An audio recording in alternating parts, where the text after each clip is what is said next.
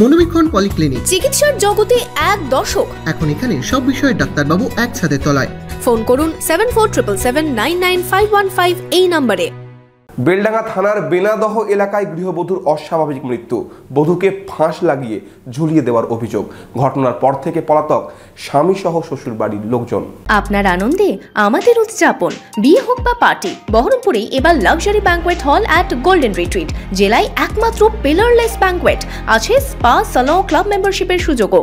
বহরমপুর শিল্প তালুকে golden retreat.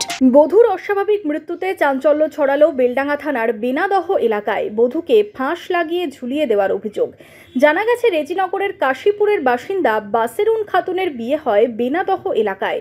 শুক্রবার প্রতিবেশীরা ফোন করে বধূর বাবার বাড়িতে খবর দেয় শ্বশুর বাড়িতে আত্মঘাতী হয়েছে তাদের মেয়ে। পরিবারের লোকজন সেখানে গেলে বধূর দেহ দেখতে পান, যদিও স্বামী সহ শ্বশুর বাড়ির সদস্যরা বাড়িতে কেউ ছিল না। পুলিশ দেহ উদ্ধার করে ময়না তদন্তের জন্য পাঠায়। বধূকে খুনের অভিযোগ পরিবারের। আমরা গিয়ে দেখছি ওদের বাড়ির এক পাখিপঙ্খী কেউ নাই। হ্যাঁ, গ্রামের লোক নিয়ে সব দাঁড়িয়ে আছে।